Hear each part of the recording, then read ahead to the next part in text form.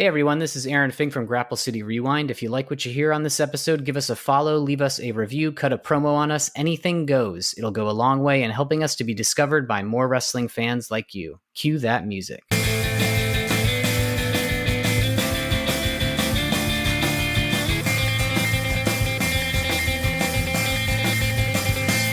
Hey Dale. Sorry. I just noticed Dale. It's okay. Hello and welcome to Grapple City Rewind, taking you all the way back to the iconic pay-per-views that have shaped wrestling history. Today on Grapple City Rewind, we are heading back to one of the most iconic pay-per-views of the Attitude Era. It's King of the Ring 98. The night, of course, where Mick Foley defied gravity and logic, and Hell in a Cell became the stuff of nightmares. But beyond the brutality, there's a wild mix of absurd gimmicks, of course, Vince McMahon's dark aesthetic, and lots of talk about Cub Scouts. I'm Bradley Palermo. You can call me Brad, as always, joined by Aaron, the Finkin' Man, Fink. And Aaron, what should we talk about in the current product realm before we get into our rewind today? It hasn't been the craziest week in wrestling, but we did get a pipe bomb from John Cena. That was kind of fun. Yeah, I assumed that's what we would talk about.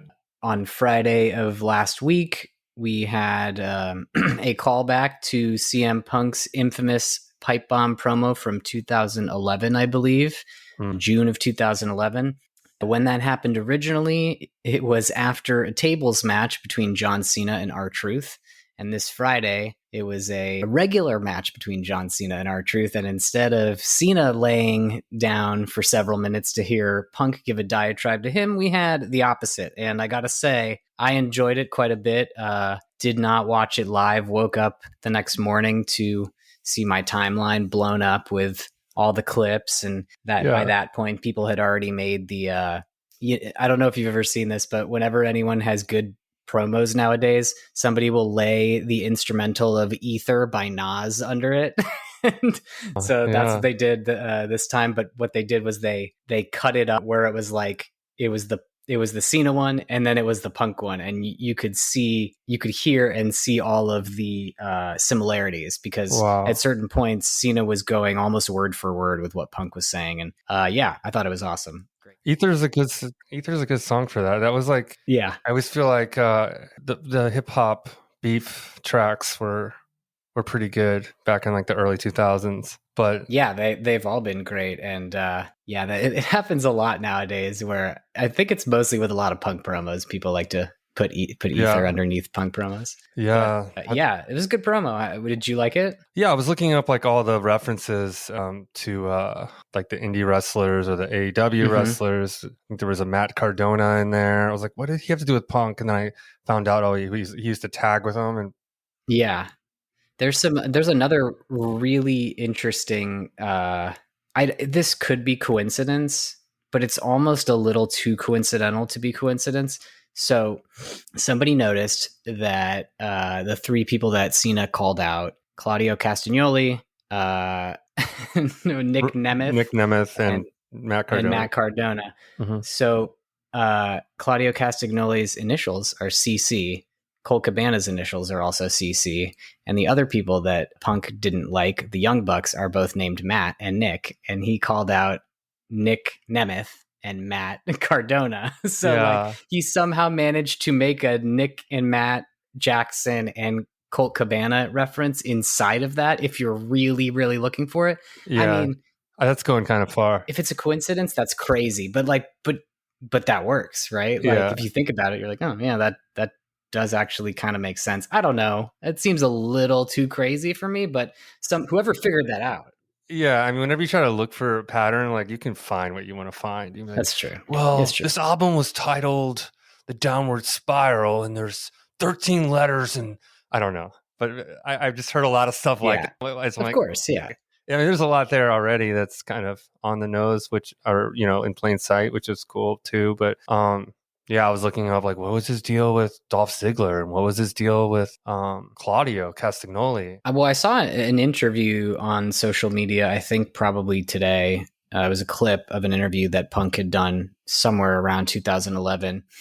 I don't remember when it was actually. It might have been later, but it was the year that it was Cena and Rock at WrestleMania Yeah. for the second time, and he was talking about like he mentioned Zack Ryder by name, he mentioned Dolph Ziggler by name. I think he mentioned Cesaro. So he was basically kind of like using them as examples of people who he thinks that if you were to ask them, you know, are you happy with Cena versus Rock, that they would all say no, it should be me facing Rock or me facing Cena, to illustrate the point that everybody wants more, and that he's, you know, just because he's vocal about that doesn't mean that he's a malcontent, Right. you know? So I don't know if that was the promo that like Cena chose to kind of make reference to, or the interview or whatever, but regardless, I mean, it was long.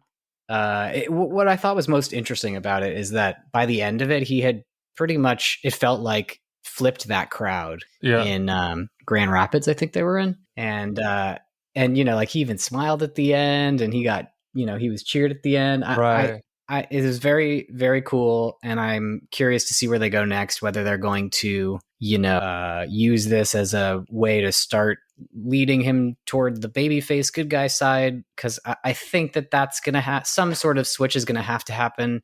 I don't know when, maybe towards the end of his final year. I got these Meta AI glasses, like Ray-Bans with that talk to you and shit, you take videos, and I figure, the wrestling matches I can put it on and not be out of the moment and still take video, right? Like I just wanted some gadgets really, but I'm like, this will be fun. But when you get them and you set it up, you pick your voice, and it's like, do you want it to be like standard American, standard Australian, or do you want it to be Kristen Bell, or do you want it to be John Cena? So I picked John Cena, God. but it's funny because now I put on my sunglasses and I walk around and I'm like, hey, Meta, play, some music or whatever. And John Cena's like, what would you like to listen to? And like, you're not being a very good heel. You're being very helpful right now, But yeah. it's funny. Did you see him at Fanatics Fest this weekend? I didn't see that. No. There's a bunch of things making the rounds this weekend on social media because there was a Fanatics Fest in New York with a bunch of wrestlers, and Cena went up to those like test your strength punch machines where the punching ball comes down and you hit it and it measures. So he gets all ready, he, starts stretching or whatever he does that you can't see me. And then he punches it, but he punches it like he does when he's wrestling, so he doesn't hit it at all. Oh, that's funny. And he kind of like shakes it off, he dusts himself off, and then he does it again, and then he turns around to the crowd and he goes, "I haven't hit anybody for real in 25 years. Thank you very much." And oh then he my bows, god! And then he leaves. That was pretty funny. Yeah, he's really done a 180 for me. Like I'm really into Cena now. Like I'm excited for this match next weekend, and I think Cena's gonna win, dude. What do you think it's even? But he's gonna win, or no? He's gonna win, dude. What if they don't even have it? The pay-per-view. They might not go to Saudi Arabia. Yeah, I don't know if they will or not. I mean, they're like within 1,000 kilometers of Tehran. So I just saw a report that WWE production staff went early and they've been stranded in Qatar. Oh, really? I don't know if that's real or not, but yeah, they can't even get into Saudi Arabia. That's now. Crazy. I mean, I don't know what the exact number is, but I see like the dirt sheets say things like Saudi pays them like $50 million for a show. So that's a lot of money to be like, to be like, nah, yeah, I will see. Tossed aside. Yeah, but I mean, you put for our country, celebrities are like our royalty. They're essentially worshipped over here. So putting John Cena on the other side of that body of water, right on the other side of Iran, is probably it's probably begging for it. We'll see. Yeah, I don't know. But I think if the match does happen, you could have CM Punk win, right? But it just out of DQ, like how Cena lost to R-Truth the other day from a disqualification. You could see Cena like almost getting beat and then just cracking him with a foreign object or something. Yeah, maybe. Yeah, no, for sure. I mean, whatever happens, I don't think it's going to be a clean finish. I mean, right. The one thing I will say, Cena at the beginning of this was talking about like, I'm not going to give you, what do we get? Well, I'm not going to give you anything. I'm going to be exactly the same. And that's true in some ways, but in other ways it's not, because if you remember, we talked about this interview that he did. I think it was like 2012 or 2014 or something. He was saying how he was ready to go. Or no, that was what the time period he was referring to. But I think the interview was in the last 5 years. He was talking about how he was gonna turn heel. They were thinking about it, and he had a new track made, and he had his new gear, and he was starting to think about how he would behave. So like, instead of never giving up, he would give up constantly. Right. And like he's doing that now, right? Like in the R-Truth match, he like took the belt and he's like, yeah, forget it. And he just started walking up the ramp. So like he is still doing some of the things that he said he would do. It's just not exactly in the way that we thought it would be. And even though it hasn't been like the perfect heel turn, I mean, the start of it was unbelievable. The, Elimination Chamber moment was insane. Right. But from there, it's kind of been disappointing. But this Friday night last week, I was like, okay, yeah, all right, I'm interested. I mean, Punk always brings the best out of people. He's even said so himself. He said, like, if I work with you, I'm going to bring the best out of you. We're going to do great work. And every single time since he's been back, it's what happens. I think the entire heel turn has been, I mean, it's the only thing that I've ever seen Cena do that I actually like. I like the whole thing. I like that it's when it's bad, it's like, well, it's not supposed to be good. I'm not here for you, like. Yeah, that's true. He doesn't do a lot in the ring, he's pale. He wears those shitty clothes that he's always worn, but now it's like, but he's just like this. He's not supposed to be pleasing you, it's like. Yeah, it's not for us. It's all, his paleness and his weird frowny face. And I'm just like, just spoil it for, the more he spoils it for the John Cena fans, the more I'm like a fan of current John Cena. But I did notice his bald spot is gone. It is, yeah. We all successfully pressured him into getting hair plugs, and he has said as much. I remember him saying that, but it does take a while for the for those to kick in, yeah. And now it's you being the barber. I feel like last time we saw him, you could still see it, and now you can't see it anymore. So you can't see it. It was about the slogan was about the. Oh my God! It was about his bald spot. Yeah, genius. Not the first one to make a "you can't see me" joke about John Cena, but you won't be the last either. You won't be the last. Yeah. And now it's time for the rewind. So now we're getting into King of the Ring, 1998. Starts off with some literal biblical horror intros, reapers and tolling bells, apocalyptic, talk of apocalyptic happenings. Kane promising to set himself on fire if he doesn't win against Stone Cold Steve Austin for the WWE Championship. Lawler's talking about demonic, perverted things. To start off the show, he's calling things demonic and perverted. Yeah, so we're having a nice little mood set for the Hell in the Cell match that's going to happen later, and the championship match with this creature Kane and Stone Cold Steve Austin that's going to happen later. It's about a month after In Your House Over the Edge, which we just watched a few weeks ago. Yeah. And Jim Ross and Jerry Lawler again on commentary, my childhood, and I love them. Good combo. This was at the Pittsburgh Civic Center, and 17,087 people sold out.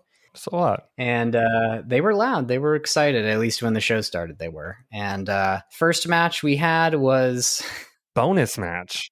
One of two bonus matches. Yeah, I'm so honored. How was the first match a bonus match? Right? I don't know, dude. Whatever they want to say to just it, because it's the King of the Ring event, right? So it should just be the title matches and the King of the Ring tournament. So maybe that's why our first match is a bonus match. Is anytime Kai and Ty are involved in something, they call it a bonus match. Yeah, I don't know. I don't understand the whole bonus match thing. All that stuff is, in hindsight, stupid and unnecessary. But yes, our first match was the Headbangers, a popular tag team from the time for a very brief moment. I remember them the Headbangers and our old pal Taka Michinoku, the light heavyweight champion, versus Kai and Tai. Kai and Tai, I actually made sure to write it down. It's Funaki, Men's Teo, and Dick Togo. Good old Dick Togo. I liked Dick Togo. He was wearing a Maiden shirt in this match. Yeah, these guys, just like last time, I said they looked like they were fresh out of Target, like someone just pulled them They out just of picked the them front. off the street. But Yeah, that's kind of what they look like. Again, they're like, there's an Iron Maiden shirt, there's another like Quicksilvery sort of looking long sleeve tee. I mean, it's and now that I've seen them a few times, I feel like their outfits are just normal. So, like I'm like, oh like, yeah, that's just what they were. They're just normcore, I guess. Normcore for 1998, at least, with their giant jean shorts and Yeah, I read that they're supposed to be like a street gang, but they don't come off very like tough looking. No. They just look like middle schoolers in the 90s, but yeah, and I about as big as them too. I do remember. Well, that's true, yes. But I remember liking the Headbangers as a kid. Not that they were like the best characters or anything like that. Not that they were even really good in the ring, but for some reason I dug them. So as I was thinking about it, I was like, I guess as a 9-year-old, I was just like, yeah, good guys, boo, bad guys. Yeah, the Headbangers, they're wearing kilts and they have shirts on that say "Real Men Wear Skirts," and they have some sort of like metal core black paint on their face and they're bald. Yeah, they have like face paint and stuff. I don't know. It's hard to say what their appeal was. I guess I just liked the fact that they looked kind of different. I was like, oh, that's cool. So yeah, in terms of like the match itself, it was pretty much what we saw at Over the Edge, except instead of the Headbangers, they were, instead of JBL, they replaced him with the Headbangers. It was impressive, stuff. Michinoku, again, doing some pretty cool things. He does that thing where he just jumps from the ring to the top rope with no help and then springboards off the top rope and, onto two people on the floor. I think anytime I see that, I'm like, man, that shouldn't be as easy to do, or shouldn't look as easy as it is. But Michinoku always makes it look easy. Yeah. And, of course we get his famous move at the end for a Michinoku driver. Slick pin. Yes, the Michinoku driver. Which before we did this podcast, I never really honestly knew who the hell Michinoku was. So now I hear that his name, I draw more attention to it. Like, I hear his name in 25% of matches currently, probably still. Indie matches and AEW matches for sure. Yeah, not a lot of Michinoku drivers, and actually there's some in WWE. Very few though. I feel like you still hear, but yeah, I mean, yeah, I think Julia is the only one that does one. Oh, the game. I would say, no, I bet you. Maybe on the video games you hear her say it. Maybe, I don't know. Maybe not. But I do. I mean, I guess I watch so much wrestling. I don't know where I'm hearing it, but I hear him. Oh, Michinoku driver, like a lot more than than I noticed. Yeah. So we learned.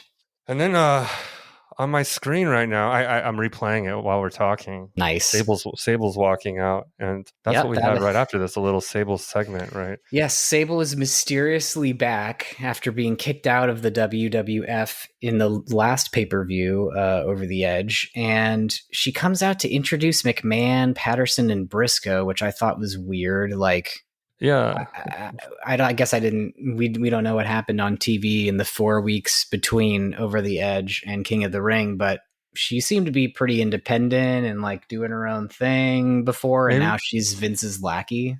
Maybe she had to be his lackey to get back in. Maybe there was an angle in there.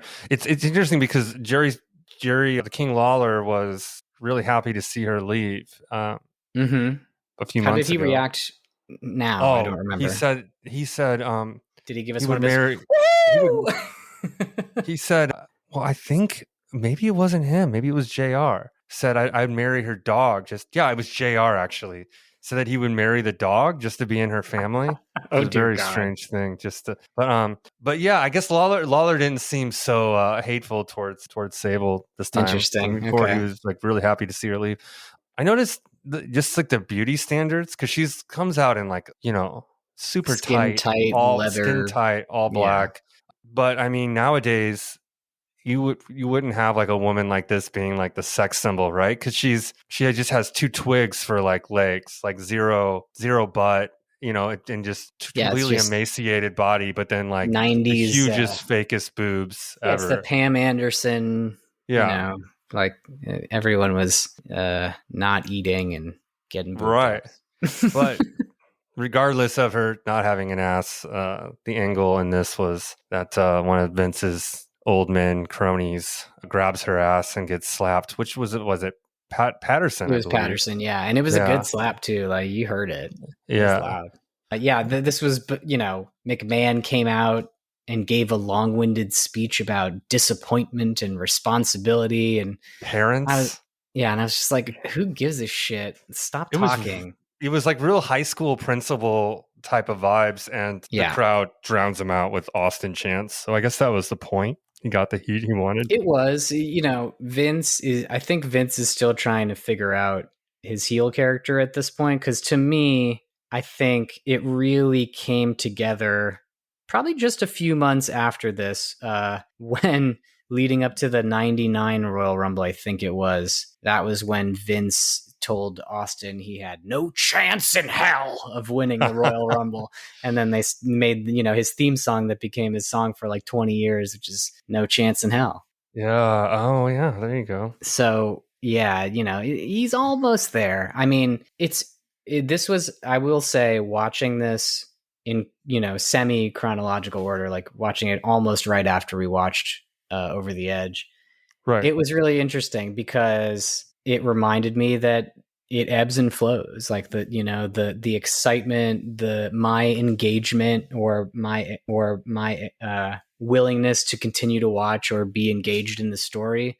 Like I wasn't as interested in this one, Over the Edge felt like the stakes were really high. I mean, we'll get to how this pay-per-view sort of plays out and how it feels overall, but it just didn't feel the same. It was just kind of a weird card, matches in strange order because they were interspersing the King of the Ring tournament with all this other bullshit sometimes. Yeah. Some of it was good, but it was just a weird pay-per-view, kind of. Yeah, so the next match we got is Ken Shamrock versus Jeff Jarrett, which I thought this was a cool match. I thought that Ken Shamrock, obviously a real shooter from the UFC. After watching Blackman so much, now we see the real Shamrock, the real deal. Yeah. Yeah, I think Shamrock does a great job. I mean, as someone who really can't fight, having to do like simulated fighting, he still makes it look really real. Seems like he's kicking the shit out of Jeff Jarrett a lot in this. And Jeff Jarrett, he's been the Intercontinental Champion and champion. He's been the IC champ twice at this point. Mm-hmm. In the WWE, he's one of the few on the list of Intercontinental Champions that never go on to become a world champion. But he's like a really good worker, like that sort of just standard American style. Like he's solid. So seeing these two guys work their styles against each other was just like really tight and really cool. Yeah, I agree. It was a good match overall. Shamrock looks so much better than Blackman, just in terms of how believable his stuff is. Yeah. His moves. Right. I also think he sells better than Blackman. Right. And yeah, when you have so Over the Edge, I think it was Jarrett versus Blackman, right? Right. I think so. Yeah. So you kind of got to see exactly like the differences, because Jarrett is going to be Jarrett no matter what. He's always good. Yeah, I like this match. The commentators reminded us once Jarrett started working on Shamrock's ankle that Owen Hart from the Nation had shattered Shamrock's ankle. Shattered. Yeah. But he could still walk around and stuff. They talk so much about the ankle that I was like, because I mean, I don't fucking remember this pay-per-view. I'm sure I've had it on in the background a few times, but I was like, I don't know who's going to win King of the Ring. And I heard about that ankle in wrestling. Usually, if you're giving someone the out, that means the story's going to take it. They'll lose on that ankle, and it's going to be like, well, we want to see it again because when he's healthy, it wasn't really fair last time. But they didn't really do that this time. Yeah, that's not really what happened. Yeah, so I was like, oh damn, I was wrong. Which is nice. They probably did it on purpose for that reason, right? It's because normally, I guess it could be 50-50 with a good guy, with a baby face. If they have an injury, it's either what ultimately happened, the babyface overcoming the injury, or succumbing to it. Yeah. So I guess it could be either way, but nowadays I feel like it tends to happen more of like, it's the reason that they lose. Like with Jay and Gunther, a couple weeks ago, they were really building up. Like, Jay's been burning the candle at both ends. He's been helping out his friends too much. He's been wrestling too much. And then that's why, part of the reason why he lost. You know, they definitely do it more that way than they did here. Did you notice in this match that the ref grabbed Jarrett's hair and like pulled him out of the corner? Do you remember that? No. The referee grabbed him by the hair and like pulled him away from Shamrock. I was like, whoa, dude, that's not something you see every day. Yeah, that's funny. I noticed that JR was really, really selling Shamrock's backstory, which it seemed kind of funny and forced. He's like, this is a man who he has grown up neglected by his mother.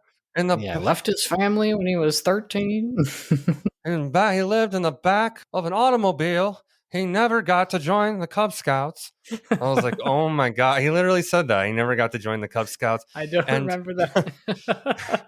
And fucking poor Shamrock. Jeff Jarrett he's never wanted for anything. Well, that's not really like kind of how I saw the Jeff Jarrett character, a country singer. Like, you think he's, grew up kind of more, whatever country. But I mean, I was just like, all right, I guess that's the thing. Like, he's the babyface because he's had to like fight his way to the top. Like, I'll take hardships. it. Yeah. But it was like, if you're having the commentators kind of trying to force it on us, I was like, all right, I bet this is Shamrock didn't do a lot of talking. That was sort of his one downfall. Is he was okay at promos, but he wasn't he wasn't a Rock or any of those guys. So they kind of have to do it. And for all of Shamrock's strengths, he I don't think he ever became world champion either. If I remember correctly, he had a little bit of an attitude problem too, and I'm sure that the boys back in the 90s didn't love non-wrestlers coming in and trying to take their spots, just like some of them don't really like it now. I'm sure it was worse back then. Right. But yeah, this was, I think, like a sub 10-minute match. I enjoyed it. I think we both enjoyed it, it sounds like. And Shamrock won this one via submission with his ankle lock. And then we get to The Rock versus Dan Severn. Am I saying that right? Dan Severn? Yes. I never heard of this fucking guy. This match was nothing. Dude, right? I didn't... Well, so... I didn't remember him at all. Like, or that's not true. I know about him because of his time with the UFC. And then also I feel like I've heard since before, like in the last, 10 years or something, that he was in the NWA for a while. Yeah. He looks like kind of like Tom Selleck a little bit. Yeah, he looks like he's 50 something years old. Yeah, or Burt Reynolds. Yeah. I asked myself, like, why don't I remember him in WWF? And I think the answer was because he wasn't really there very long and he wasn't really pushed very hard. He definitely... And this match was only a couple seconds. I mean, it was like blink and you missed it, right? I mean, The Rock was there. How long was this? 4 minutes and 25 seconds. Yeah. D'Lo comes out. D'Lo Brown. He's got like a catcher's protective sort of gear on that's all bedazzled. Yeah, they what did they say? I think they said that Severn injured D'Lo, and maybe that was somehow for D'Lo's protection, but that doesn't really make sense to me. It was exactly what he said. It was a chest plate for a umpire or a catcher in baseball. Yeah, it was goofy. I guess D'Lo wanted to do a frog splash, but he had to do that to protect his ribs. Really, you wouldn't want to do that move, I'd think, if your ribs were that injured. But that's the beauty of pro wrestling. You can do whatever you want. Maybe I'm misremembering, but when Rock came out, it was with Mark Henry and The Godfather. Wasn't he Kama, like, in the last pay-per-view? Wasn't he Kama Mustafa in Over the Edge? Yeah, you were like, he's not The Godfather yet. Yeah, so this is the month that they changed him to The Godfather, I guess. But like, wasn't The Godfather kicked out of the nation? But maybe, I guess it just hasn't happened yet. Wait, see, we're watching all this stuff that's so close in like different orders, so I'm like, hold on. I think did we already happen? And then now we've seen things after this. So, okay, hold on. Let me go back. No, yeah, he was Kama Mustafa in your house Over the Edge, and then in this pay-per-view he had already become The Godfather. Yeah. So I'm assuming he's going to get kicked out of the nation very, very soon after this pay-per-view. So Rock wins because someone Nation interferes. Yeah. because So Mark Henry and Godfather came out with him in the beginning. right, and then right. the ref was like, There we no, go. you need to go back because it's a King of the Ring match. And then they came out anyway. And then D'Lo came from the crowd, splashed Dan, and then Rock wins. Yeah. 4 minutes and 25 seconds. They did Dan dirty. Dirty Dan. Yeah. Oh yeah, I'm watching this now. You got Rock giving a little promo at the end, and King of the Ring bracket updated. So then we get into, let's see, is the next match another bonus, a non King of the Ring match? Yes. I don't know. Yeah, this is the Al Snow match, but it's not a bonus match. So this is why the bonus match thing is stupid. The next bonus match is the New Age Outlaws versus the Midnight Express, which is like 2 matches from now. So what are these next 2 matches if they're not bonus? Right. Who cares? We get a video package with Al Snow being like crazy ass right before this.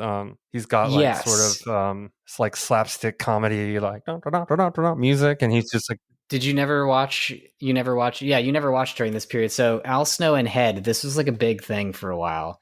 Yeah. To the people who don't know, Al Snow, wrestler, obviously. I can't remember if he had already been in WWF and had left, but whatever the case, he's trying to get into the WWF, and he's a little crazy. So he's been talking to this styrofoam mannequin head that he calls Head, and the gimmick was that the styrofoam head had "Help Me" written on the forehead, but it was backwards so that when he looked in the mirror, you could see that it said "Help Me." And he was basically just talking to this head for a while. And then I guess because everyone's a 12-year-old boy forever and it's the 90s, they're like, head.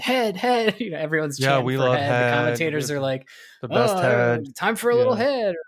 So as someone from the beauty industry, these are the heads that we use to learn to cut and style hair. So they're not really, I mean, they might be styrofoam inside, but they're like kind of like a heavy rubber material, and they are almost like a mannequin.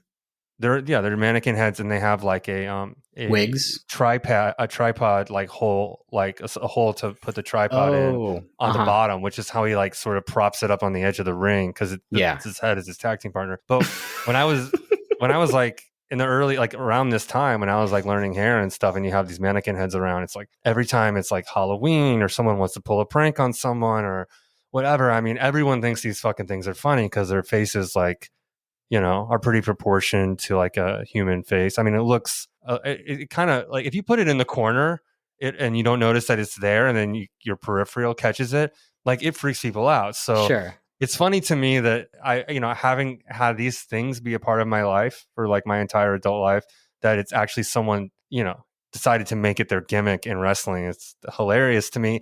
And I would only imagine that he was around someone that does hair and was like, hey, I got a fucking idea for that, you know? So, So I enjoyed that element of it. But in this, he's going, he's one man and a mannequin head tagging against Scotty Too Hottie and who the fuck? Too Sexy and Too Hot? Too Much is the name of the tag team. It's Too Sexy Brian Christopher. That is Jerry Lawler's son. And then Scott Taylor is the other person. So I guess that ends up being Scotty Too Hottie, if I'm not mistaken. So. I think that's Scotty Too Hottie. The whole thing behind this match is that if Al wins, he gets a meeting with Vince McMahon, presumably to get hired. And this is a terrible fucking match. I mean, it's not fun. There's just tons of blatant cheating. Jerry Lawler steps in as the referee. It was just not very fun. It was the longest match so far. And I was just like, oh my God. It didn't help that they, in the middle of this terrible match, were like, and if you call the Superstar line right now, you can hear interviews from The Rock and Ken Shamrock. I'm like, motherfuckers, why do I want to pay you $5 a minute to hear somebody talk before the match they're about to have? Because everyone's got to have their 900 number, man. It's the 90s. But pick up the phone. Right? Jerry, I mean, you know, I like Jerry the King Lawler because he's just so fucking standard old school heel. But sure. Yeah, you're right. It's not a great match. But I mean, I'm like mildly entertained when he's trying to sway the match in favor of Too Much. And it was in the favor of Too Much, right? Yeah, because his son, Brian Christopher is his son, and they mention it, I think. Yeah, so like when Al Snow's got the pin or whatever, it's like He just doesn't counts count it. so fucking slow. Yeah. I mean, he counts and then he like feels around and looks around and then Takes he a break. slaps it again, like takes that long to hit to, and then kind of fucking around, sliding his hand around the shoulders again. Oh, it kicks out, So and then on the flip side, of course, like when his son's team has a pin, it's like bam, bam, bam. Yeah. So it's kind of, it's kind of whatever. But having no context and just seeing the little package that they set this up with, I didn't care for it at all. Fake. Yeah, the mannequin at the end, the mannequin gets pinned. The head gets pinned. Okay, actually, I did kind of laugh at this. And Al Snow is at the same time pinning one of the Too Much guys, but while the other Too Much guy is pinning the fucking mannequin head, but how did he pin the mannequin? He forgets that he tagged in the mannequin head, so the head was the legal man. So the head lost the match by being pinned, which is yes, but did you see how head was pinned? Head didn't have shoulders. So Brian Christopher put a bottle of Head and Shoulders on Head's peg so that Head did have shoulders, and then they pinned that's hilarious. Her, she, they, whatever.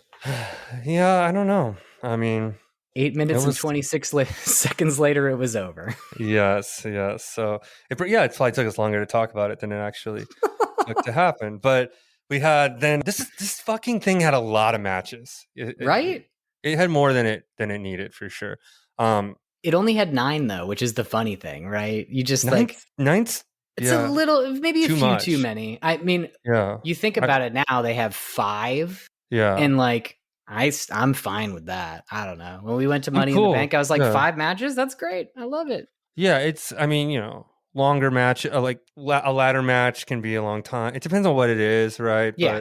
But yeah, I mean, like 6 is probably fine. 7 maybe.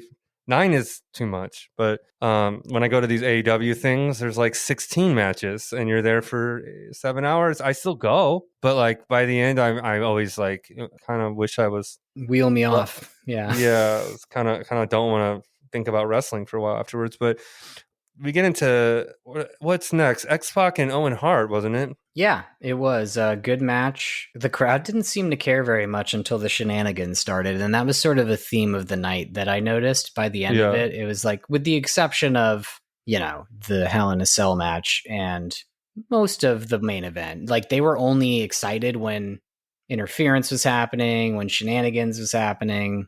X-Pac's theme song, I hate that song, man. It's like a fake Rage Against the Machine. Mm-hmm. Like blatantly pretend Rage Against the Machine. Well, I mean, that's what the DX theme is too. The same like guys doing that same thing. And it's like, I think the part that really irritates me is it's not just like the Rage sound and like the Zach from Rage like impersonation. Zach De La Roca. But then he does the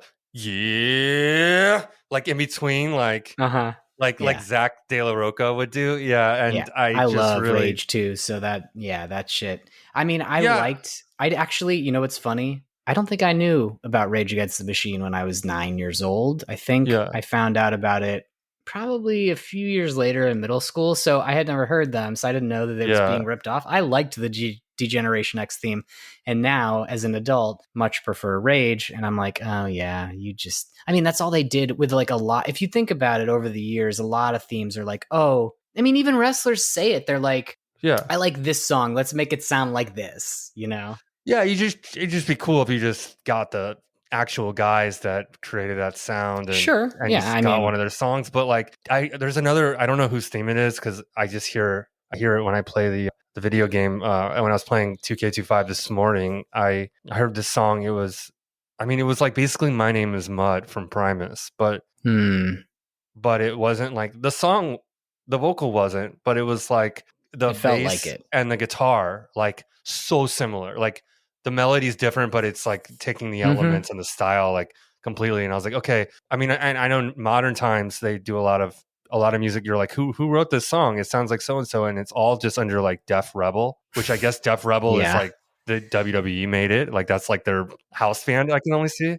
Oh yeah, have you not heard this? Have you not, dude? It's so funny. I get so many tweets and stuff about the music and like how everyone's like Def Rebel's the shits, fire them immediately. And whoever was right before them, they're like that they were the best, because it is like they're not a band, but they're like producers, like they, and there have been many producers throughout time. Jim Johnston, I think, is probably the one that most people would recognize his songs because it's a lot of the stuff from the 90s.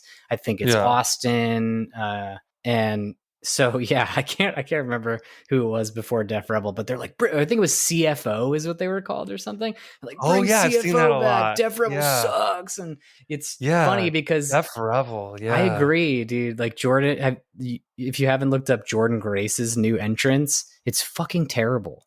I think the problem with Def Rebel, not that I'm not a musician. I know a little bit about it. You know more than I do. My problem with Def Rebel is that they homogenize everything. Everything sounds so generic, and there's nothing that, like, with several exceptions, there are very few things that personally identify somebody to their music. That's like a thing that you can tag on to, right? Like Rollins has the whoa, but that, and you know what, that like. Then maybe there's a difference between a memorable part of your theme and like a crowd participation part of your theme. Yeah. But I feel like Def Rebel does not do a good job of making these like distinct and unique, where I'm like, oh, that's so-and-so. Like Zelina Vega's entrance music just sounds like the music they play in between things happening during SmackDown. Right. Like, that's exactly what it sounds like, to the point where I was like, are they just using that song for her? That's fucked up. But I think it's just Def Rebel just being generic as shit. Yeah, I think, like, I remember when Shamrock came out early in this pay-per-view, I was like, that's like good 90s intro music, because it sounds, it just, to me, it kind of sounds like if you turned on a 90s video game or something. I don't know. That's Jim Johnston for you, baby. Yeah, it fit. But like, I agree, this Def Rebel shit it sounds like when you go to Las Vegas or something and you're just like mindlessly walking around with all the other rats in the little maze, and there's just sort of like this really plastic music like pumping in the background that you'd never listen to, but it's like, it feels like music. Yeah, you're like, okay, it's like safe party-ish music. They should have a more variety, a larger variety of musicians doing different kinds of sounds. They've made changes to things, like, I know, when wrestlers don't like their music, it seems like they have a little bit more of a say than they used to, because I think they're redoing Braun Breaker's music, and I'm pretty sure that I saw him saying like he wanted Fred Durst and Limp Bizkit to do it, and Fred Durst responded and he's like, yeah, let's do it, let's make it happen. So I don't know if that's actually happening, but I don't even care who it is. Just, give everyone something unique, make them feel distinct. That's what I care about the most. Like Jacob Fatu's music, perfect. I don't know if that was Def Rebel, but it's perfect. It's distinct. It's got a cool thing. It's imposing. It just fits him really well. And you can't say that for everybody. I don't know. I agree. Music is an important part of a wrestler and his identity and the way we relate. I think, I could go on forever about music, honestly. The last thing I'll say is, if you can just do anything where you sing "Whoa," Seth Rollins is definitely not the only one who does that, and people fucking love it. Yeah. No, Cody's got it. Jay's got the like, everyone who has a crowd participation thing is just almost automatically over, which I can understand on the one hand. Like every time they have an NXT pay-per-view and Trick Williams comes out, the whole 15,000 people are like, whoa, that Trick, like, it's fun. We all want to participate. So on the one side, it's like, you have one of those, you're kind of golden, but on the other, it doesn't work for everybody. Like Obafemi's got a cool one too. He just does his like little strut, and the crowd goes, "Oh!" Yeah, like in time. If you can bark or make a bark-like sound, that people love that shit too. Oh my god, dude! Braun Breaker, did you? I have to send you this tweet. It was like 2 weeks ago. Somebody said something on Raw, and Braun just goes, "Oh!" and he like barks and walks away, and then somebody put it on Twitter, and they're like, they put a doorbell right before it, so it's like, that's like, funny. You hear the door, and he's going to bark at the door. It made me laugh so hard, and I think I think his fiance or his girlfriend like replied to it, and she was like, "Oh my god, this is amazing." That's hilarious. So, Yeah. speaking of hilarious, Back to the match. we get. Sorry, I lost my notes here. Paul Bear. It's okay. We're on X-Pac and Owen Hart. We didn't finish talking. We didn't talk about yet. it. China. Decent match. China's out there. Yeah, China's out there. Mark Henry's out there. The Mark Henry interferes. China gets up in his face. Vader shows up and attacks Mark Henry. When did Vader say? What did we watch where Vader said he's a piece of shit? Where he said he was a fat piece of shit. I think it was over the edge. So he's still around. That had to be after this. Okay. No, it was before. All right. Yeah, I think it was before. I know, it's so weird, right? We watch things out of order and we're like, but we're actually going in chronological order from over the edge. Okay, so yeah, Mark Henry interferes in this one. Vader makes the save.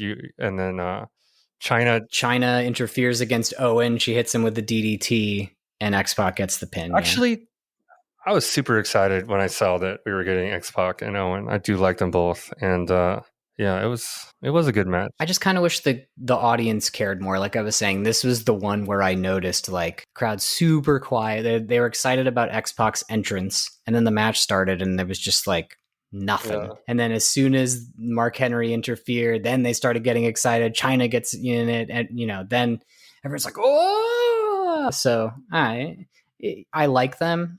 I don't think it was the best use of them. Most of these matches just feel like they didn't have enough time, which I guess makes sense when you think about what comes next or what comes later. Now is Paul Bearer. When we get Paul Bear, a Paul Bear promo. He's talking about Kane's tragic childhood. He much like Shamrock, it's mentioned that Kane didn't have the benefit of joining the Cub Scouts division of Boy Scouts of America. He also didn't get to play T-ball. So whoever wrote this was like really on a Cub Scout kick and really on kind of like a childhood kick. It just seems like you can kind of feel the writers were on something with we're onto something. Or Paul Bearer, he's not the Paul Bearer that I remember from the early 90s. It's like less makeup, not pasty. He's difficult to look at. More southern. Dude, he's just like some weird, scary looking hick. Damn you to hell, Undertaker. Yeah, that's the voice. Or he cursed him. He didn't damn him. Yeah. So yeah, he's he's real mad about the Undertaker because Kane was stuck by himself his whole life, and the Undertaker scarred him by lighting his house on fire. We've talked about this on the show before. In kayfabe, of course. I don't really follow the whole Kane thing. He takes off the mask eventually. He has no scars anywhere on him. So yeah, this is a time that I was sort of watching. I don't know that I was watching every week, but I was watching as much as I could, and I would rent the pay-per-views from Blockbuster when they came out a few months later. And I was certainly interested by the Kane story. It was, for a 9 or 10-year-old, I was like, oh, that's kind of scary. He certainly was very, very frightening and imposing at this point. Huge. Which, he's a huge guy. You never saw his face. They were in all these promos leading up to the main event. He's using one of those voice box things that somebody who like had had their vocal cords surgically removed or had a tracheotomy would use. Yeah, I think it works at this point, right? It's just, I think me having seen him so many times since then, obviously I know that he's like the Republican mayor of Knoxville, Tennessee and all this shit. And so I'm just used to seeing his stupid fat face, and like the Legends box. It takes some of the fun away. Back then, you're like, if they just kept it like this, where he's this big, scary, apparently burnt motherfucker who's hiding his, No one knew who he was. No one knew what he looked like. I mean, it was, like he would, there was always fire and stuff back then when he was around. So yeah, he was a scary dude. And after Paul Bearer cursed the Undertaker to hell, we got our second bonus match of the night. Don't ask me why it was a bonus match, but it was the New Age Outlaws, the WWF Tag Team Champions, against the 5th or 6th incarnation of the Midnight Express. It was Bob Holly and Bart Gunn. They were the NWA Tag Champs at this point, and they were accompanied by Jim Cornette, who had managed, I guess, every incarnation of the Midnight Express up until Yeah, this point. it's basically like, it seems like the Midnight Express is Jim Cornette's creation, and then he picks wrestlers to be in it, right? This is like the third incarnation, and from what I looked up, it was mildly like comedic version of the Midnight Express, where basically like Jim Cornette was putting together like an old style tag team, like an 80s style tag team here in the late 90s that don't really fit in with like the sort of Attitude Era, like chaos sort of stuff, like more just sort of your standard like just two beefy fucking muscly wrestler guys who are in their neon-ish tights, and like I guess that was supposed to be it, like Cornette, oh, he's out of touch. Yeah. It was an homage. Yeah, he's an old school. Well, you're right. This was, I think, either the third or the fourth incarnation. And I'm now reading, Cornette has said since then in shoot interviews that he never considered this team to actually continue the lineage of the Midnight Express. So that must mean that he probably didn't want to do this and was told to do it and did what he was told. He has them with the NWA belts. Mm-hmm. The Midnight Express have the NWA belts, which I was surprised to see at NWA, of course, which eventually... Yeah, on a WWF pay-per-view. Yeah, NWA eventually became WCW, but then WCW dropped NWA. Used to be the governing body for all the territories of wrestling.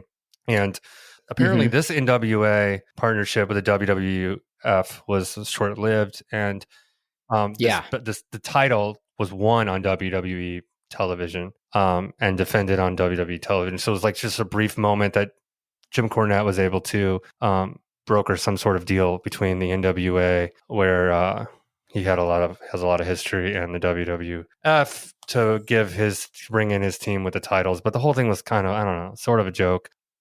Well, it was a weird setup. I mean, it was for the WWF Tag Championships, not the NWA Championships, which were on the Outlaws. Yeah.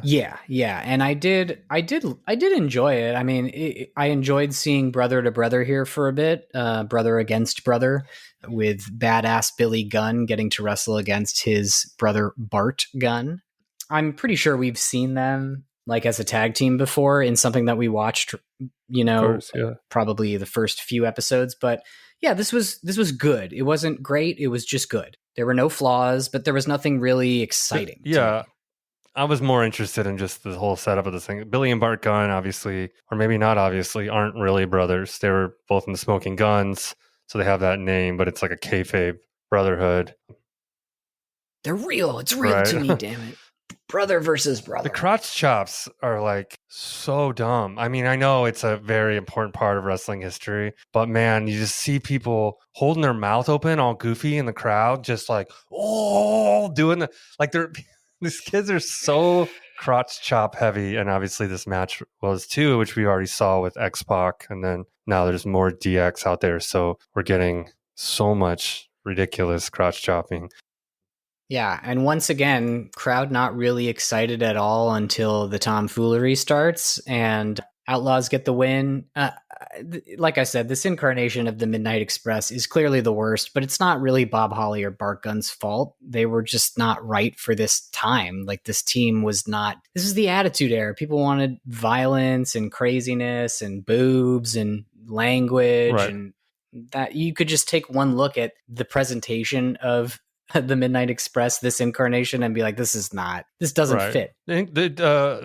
I looked it up a minute ago. The Midnight Express was originally Dennis Condrey and Bobby Eaton. That was in the 80s, and then it switched in the late 80s to Bobby Eaton with Stan Lane, and then disbanded for a while until Bob Holly and Bart Gunn had it for a little while. So I don't know. Yeah, it was good to see Jim Cornette out there, and you know, it's fun when Road Dogg comes out and does his like carnival barking about ladies and gentlemen, whatever, it's boys and girls of all ages. I don't know the spiel, but it's kind of iconic too. So yeah, but next up we had one of the matches that people actually wanted to see: the King of the Ring finals, The Rock versus Ken Shamrock, with Triple H on commentary. See, I thought in this one for sure The Rock was going to be the King of the Ring, because I couldn't remember Shamrock being King of the Ring from like in my just general casual viewing of Attitude Era stuff, and they kept talking about that fucking ankle again. But But yeah, it was cool to see Ken Shamrock and The Rock in this one. This was much better than The Rock's first match of the night. And very good match. China comes out for like the third match in a row in this one, I think. Or she came out. She came out with X-Pac. She came out with the New Age Outlaws, and then she came out with Triple H on when he was coming to the commentary. It's like 3 in a row, right? I mean, that's By this point, she's pretty popular. Yeah.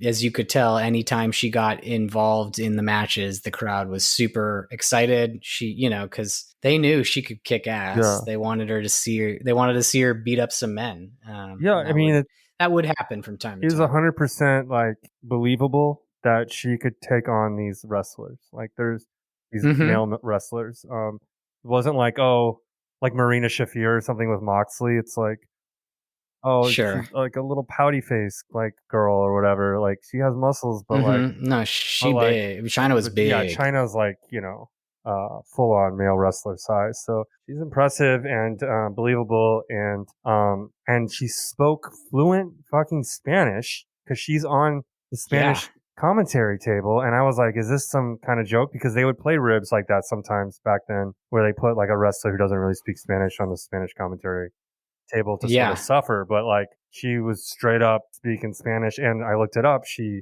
not only spoke fluent Spanish, but also German and French as well, apparently. So shit, she was I didn't know lingual, not just bilingual. She was very lingual, mucho lingual.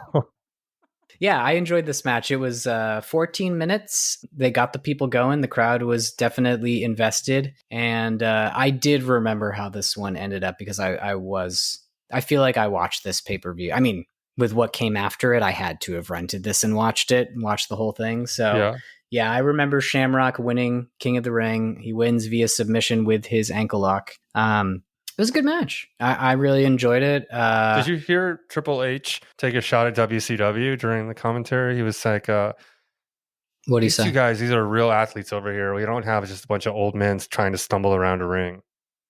So I was, which obviously WCW at that time had Hogan, Macho Man. So a bunch of guys that were, I guess, approaching in their late 40s, early 50s. Yeah. Hulk Hogan, you fucking suck. Yeah. Nice. Yeah. And again, they had already retaken the top spot in the ratings by this point. Yes. So the 83 weeks of WCW's dominance in the ratings were over by this point. Shamrock got that. Did we ever talk about the finish? He got the ankle lock. He got the ankle lock and he won. Yeah. I was surprised that Shamrock won. So that was cool. I like it when I can't predict things. Like who doesn't? Who wants a predictable match? So that was fun. Yeah. And then the big one, baby. One of the most famous matches of the Attitude Era, maybe of all time. No, I would say all certainly time. Of Mick Foley's career, aka Mankind, aka Dude Love, and probably has some other names too. But Cactus Jack. It was the three faces of Foley. Yeah, which is interesting because it's not like other wrestling gimmicks where when you have one, you sort of don't talk about your dead name, so to speak. Like everyone was very because he had been all three of them. I mean, this is 1998. So the only pay-per-view that I ever paid for as a child, the only pay-per-view that my parents ever paid for as a child was the 1998 Royal Rumble, which was the Royal Rumble of this year. And we got the three faces of Foley in the Royal Rumble. So he started out as Cactus Jack. He came in like 30 minutes later as Dude Love or as Mankind. And then he came in as Dude Love.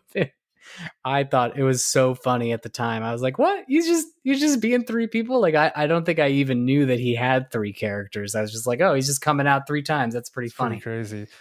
This match, it's been so well documented. Yeah, what can you say about this match that hasn't already been said almost? But we should, we'll just go through it anyways.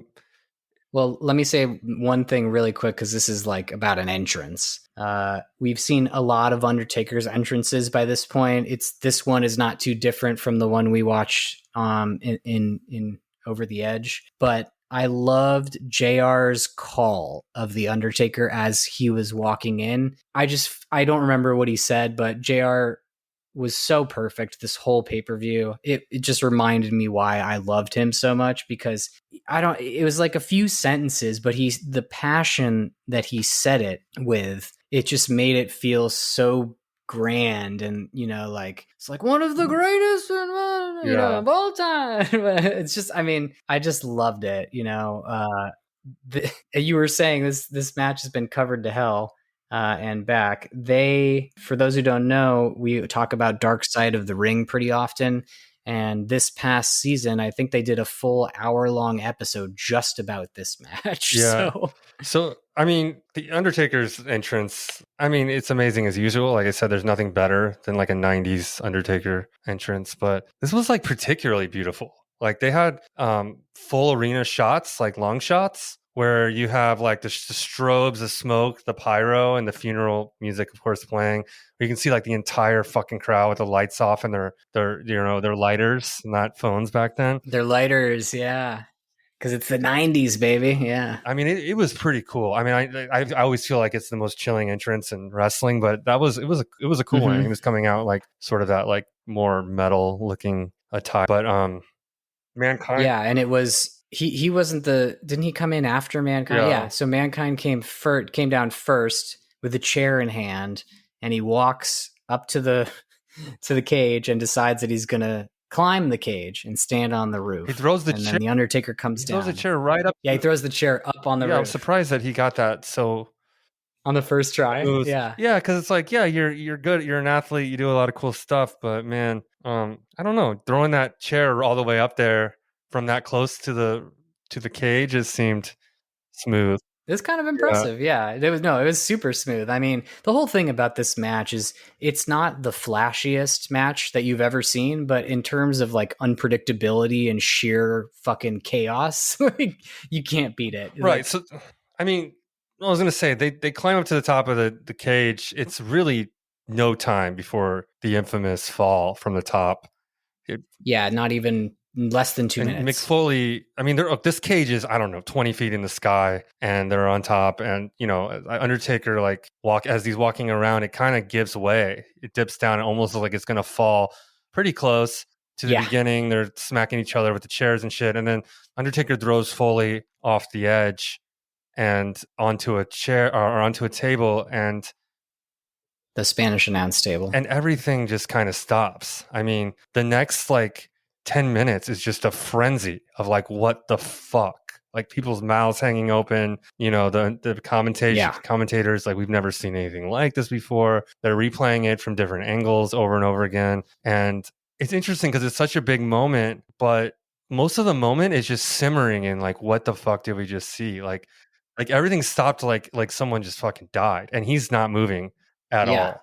So well, I mean, that's the thing. They didn't know, we have both watched the Dark Side of the Ring episode, I'm sure, about this. So as far as I remember, most people didn't really know the extent of what was going to happen. And when I say most people, I mean like JR and Jerry, the King Lawler, and, the producers in the back. Like they had ideas of what was going to happen, but I don't think they knew exactly what was going to happen. So yeah, when he gets thrown off, the next 5, 6, 7 minutes, the crowd's just, simmering. Like you said, they're waiting to see what happens.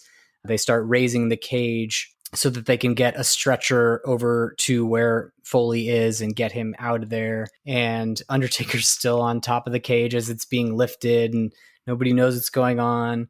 And after a few minutes, they've got Foley almost backstage, but he gets off of the stretcher and he starts walking back, and that's when the crowd really starts to boil over and get excited, because what does Foley do? He climbs right back up to the top of the cage, and so does the Undertaker. And then they go for their second planned spot of the night, which was choke slamming Mick Foley on the top of the cage. And like you said before, when they were on there initially, it was buckling. The roof was buckling, because we find out after the fact in documentaries and interviews that it wasn't really a roof so much as it was just another piece of chain link fence that they had zip tied to the frame of this cage. So like the stability of those panels was very, very lacking. Yeah, and it's 600 pounds worth of men on standing on these panels, you know? Yeah, so when Undertaker goes to chokeslam Mick Foley, they didn't think that this would happen, but he chokeslams him, and Foley goes straight through the roof, lands back first on the mat, but not before getting hit in the face by the chair that is still up on the roof and that also comes down with him as he is chokeslammed. And that is when everyone really starts to get concerned.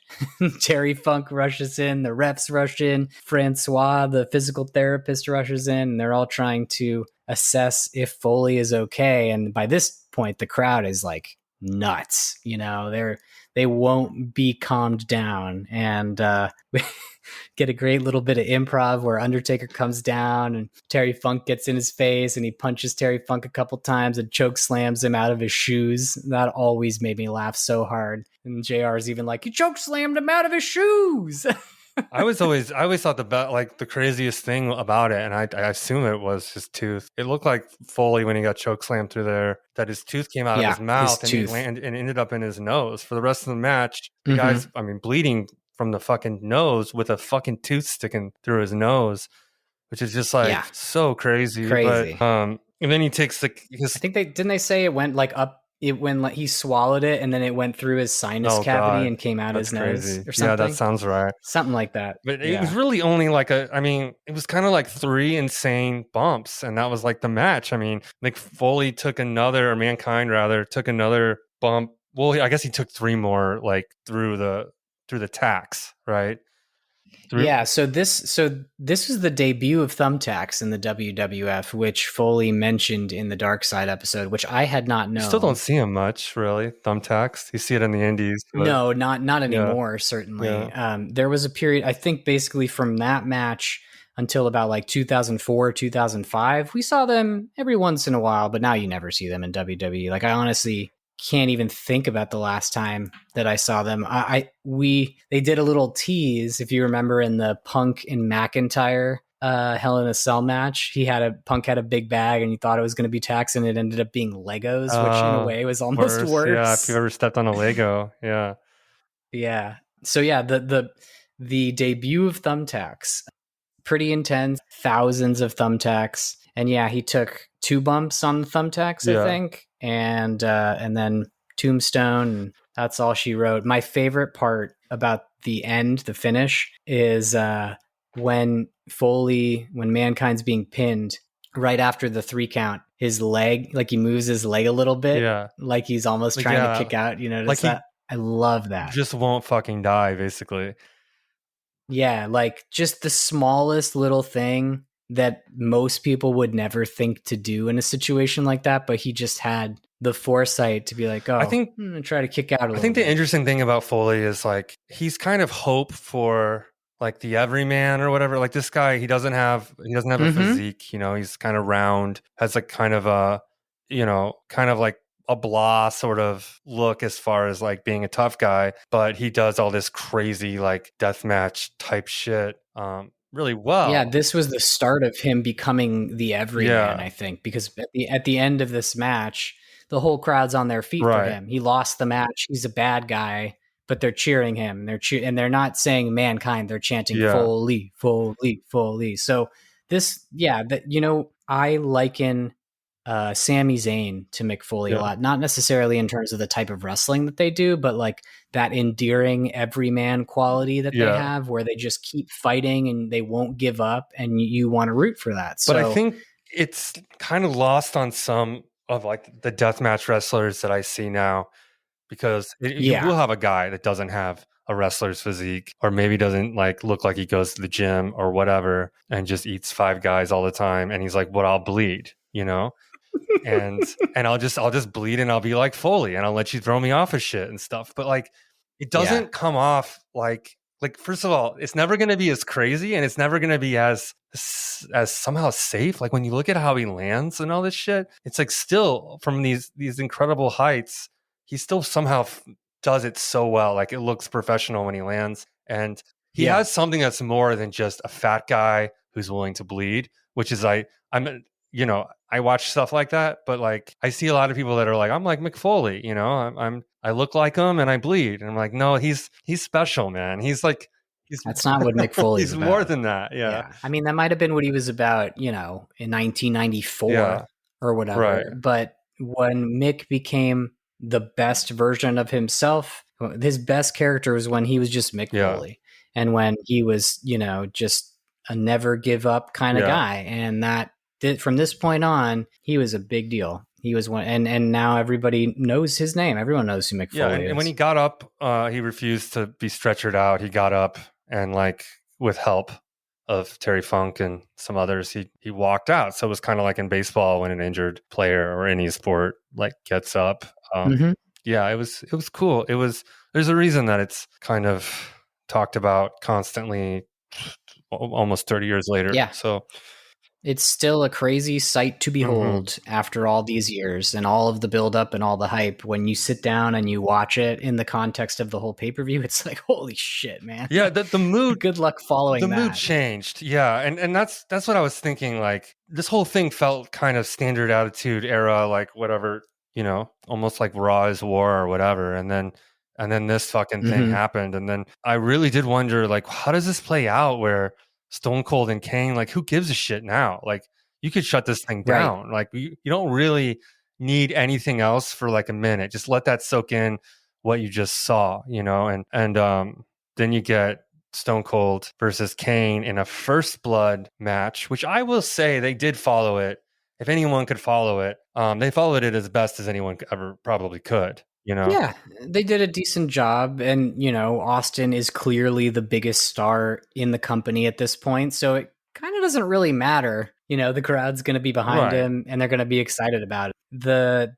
This was kind of, in terms of like the psychology and the way the match played out, it was a little strange. The cell starts coming down for a little bit, and the commentators are like, "Oh, who do you think's doing that? Well, who has the power to do something like that?" So JR's like, "We really want you to think it's Vince." JR's like, "We've seen enough of this cell for one night." He seems genuinely offended by seeing more of that cell. It was, this was kind of all over the place. The cell comes down, it goes back up, they fight in the entrance, they fight everywhere. Then the ref gets knocked out, and then Mankind comes rolling down. Just, he's fine. He's totally fine. Back. Coming with a chair to interfere. But insane. The thing I don't like about First Blood matches is almost everyone I can ever remember, motherfuckers bleed before it's over in spots where they're not supposed to. And I know that the commentary was like, "We have already been told that we will not call this over, a little scrape bloody nose." And you're like, well, Kane is completely covered. His face is covered. Right. So how's he going to bleed? Yeah. You're not going to see him bleeding. And Austin is already bloody. Austin has a scratch on his back after 2 minutes or whatever. And so it's and also, like, if you're gonna have blood in a match, you kind of need to keep it around for a minute to get that effect. Like, okay, now we've gotten to the point of the match where he's starting to bleed. Like, what's gonna happen? But like in a first blood match, it's just kind of, I don't know. Like, oh, it's over once they start bleeding. Well, it's over when you bleed. So I don't love the concept, but it just didn't work with Kane. And as the match is happening and the commentary team is talking about how he's completely covered up, I'm like, how is Austin going to win this? Like, how can he even win this if we can't see the blood of Kane anywhere? And I didn't remember how this played out. So once we got to the end, when the ref got knocked out, Mankind came down, Undertaker came down. Undertaker and Austin both had chairs in their hands, and they were both heading towards Mankind, who ducks at the last second, and Undertaker hits Austin's chair with his chair, and Austin's chair hits Austin's forehead, and that busts him open. The ref sees it, and Kane wins. And Austin is no longer the WWF champion. And what was really fascinating is how quickly it just ended. And I wonder if they were over time because of how long the Hell in a Cell went or something. But the last scene we got was Vince McMahon up in the box smiling, like, whatever. His plan works. Austin's not the champ anymore. Yeah, I was going to say, he beat fucking Mario Kart in 64 or something. His little smug little grin. And it was done. Kane would later, less than 24 hours later, lose the title back to Stone Cold on Raw is War. So, of course, it was a quick little title change, but I was surprised that Stone Cold lost the belt, but some eras, the belt moves around. Now in present time, the champions tend to hold it for a little minute, but yeah, I am of the mind. I think that Bully Ray on Busted Open says this a lot, and I agree with him. I don't really feel like they all have to be long reigns. I think every once in a while having a short reign is good. I think it just kind of depends on who it is. I think maybe, yeah, it just depends on who it is. Like to play up the unpredictability angle, Jay was the world heavyweight champion for like 2 months and then lost. So I think, people are always going to be pissed about stuff like that. But if there's a reason for it and it's not so that Gunther can face Goldberg at Saturday night's main event, then I'm all for it. That's something that we didn't talk about. I think that fucking Goldberg. Long reigns they bring value to that title, like they make it scarce. Yeah. Right. But there's like transitional champions. And then I think Jay, that was good to take it off of him. He wasn't, to me, he's always going to be like kind of a tag team guy and kind of like a gimmick for children. And I'm not saying that like is a bad thing. I think he's a great tag team guy and a great gimmick for children with the yeet, but it's like, he's not Gunther or whatever to me. No, but he's been getting better. I mean, I thought that his match with Gunther a couple weeks ago was probably the best Jey Uso singles match that I've seen. Yeah, I don't have anything against his work. I guess it's more like out of the gimmick and stuff. Like I don't think he needed to like Roman Reigns it or whatever. I just don't see him as like this impressive looking, feeling powerful guy. But in that universe, as a character, doesn't need to be powerful though. But that's the thing. He's got the power of the fans. He's an everyman in a way. Sure. But yeah, long title reigns, short title reigns, I don't care as long as you keep me interested in the story that you're telling. I don't care what you do with the belts. I mean, I obviously want, if you're setting up for a good guy to eventually win it, I want that to happen. But I don't care if they have it for a few days it'd be kind of cool. People have been talking about what if Goldberg beats Gunther at Saturday night's main event and then Seth comes out and cashes in on Goldberg and Goldberg has the title for like 35 seconds. I'd be like, I wouldn't hate it, but also like if it gets us where we need to go, then that's fine. Yeah, I think it sucks when Goldberg comes back. I mean, he's just old and he can't really breathe on his way out to the ring, and it's just like he was a little sweaty. It looks like he's about to have a heart attack, and then he just says like, "You're next." Like you're next. You know what he's gonna say. Like it's like his matches, they're not good. I mean, no, they're not anymore. I mean, they never were super impressive. I liked him when I was a kid. How could you not? I mean, because the presentation, he's the badass that had the streak or whatever. But like, dude, I mean, we all know now he comes out for less than 10 minutes. He doesn't do much. Spear, whatever. I mean, you think Goldberg is worse than Hogan as far as like what he actually can do, what could do in the match? In the ring? No, Hogan's much worse. Yeah, he's worse than Hogan. Oh wait, Goldberg's worse than Hogan? No, I think Goldberg. Well, I don't know. I've never show me the best Goldberg match because I don't know what it is, and I'm not saying that because he's never had one. I just don't know what it is. I would love to see it, and I think Hogan. I mean, it depends what you're looking at, right? Have you ever seen Hogan like Japan matches? Because those are fucking good. Early, it was before all this stuff, right? When he's like in the white trunks. Before Hulkamania. In Japan, Hogan was amazing. Yeah. Like I think he realized he didn't have to do much in the ring. Interesting. So, who knows what we ever really saw.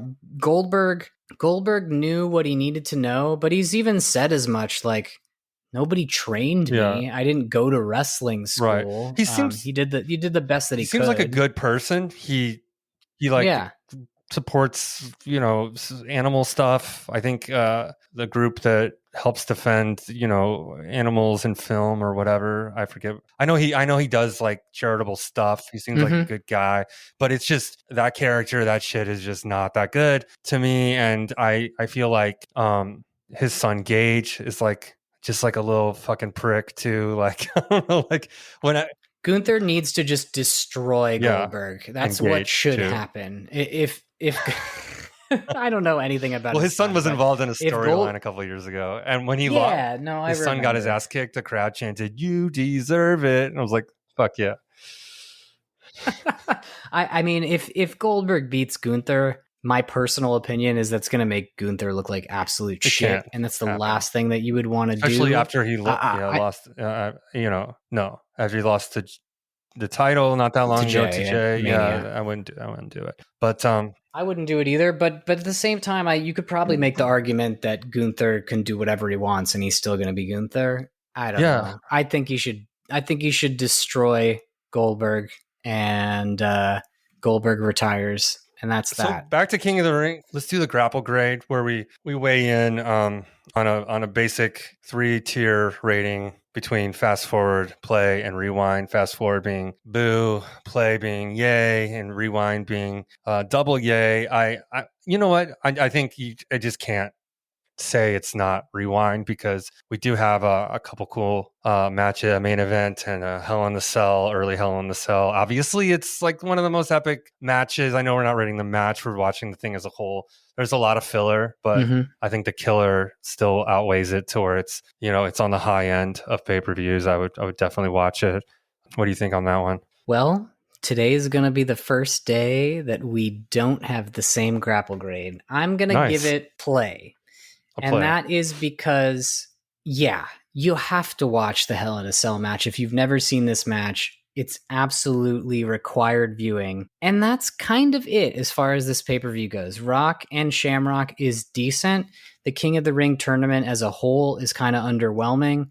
There's no other match that I feel like was so fantastic that you needed to watch this entire pay-per-view. So I'm going to say play just because, like, if you want to watch the Hell in a Cell match, you can watch it, and you probably can just watch it on YouTube without any of this other stuff that surrounded it because it's not nearly as good. So that's my vote, is just go on YouTube and watch the Hell in a Cell match. If you really want to watch this pay-per-view, you can, but like I've said before, you can get better versions of pretty much all this stuff elsewhere.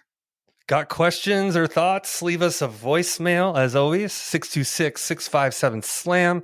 Let us know your thoughts and feelings or what you want us to watch or what you disagree with us about. Or, you know what? Just call in and cut a promo on us. You tell us we're assholes. Tell us you're going to kick our ass. We'll do what we can to come back at you as gently as possible. Next time on the Grapple City Rewind, we're going to be trading steel cages for something else just as bloody, but not from Actually, you know what? I'm lying. I have no idea what we're watching next. What are we watching next? This one's going to be your call, Aaron. What are we going to watch next? I suppose, just to change it up a little bit, we're going to watch... Is this the one that I want? Hold on. No, this isn't the one that I want. Is it 1996? I think we are going to watch... Yeah, we're going to watch Halloween Havoc 1996. Oh, cool. I'm going to get into some change it fall up. Get into some WCW. I believe this is either right before or during WCW's 83 weeks of dominance. Nice. And I'm picking this one because I went to this as a kid. Oh, wow, you were there. How old was I? I was 7 years old. My dad took me to this pay-per-view, and I remember it very fondly. So, we're going to see what things are like on the other side of the fence. We've got Hollywood Hogan and Macho Man Randy Savage. We've got Luger and Arn Anderson, Diamond Dallas Page, Dean Malenko, Eddie Guerrero, Rey Mysterio. So we got a lot of good stuff. Excellent. I'm going to skip the listener mail portion today because we went super long, but you can always email us, grapplecitypod@gmail.com or at grapplecitypod on Instagram or TikTok, Threads, X.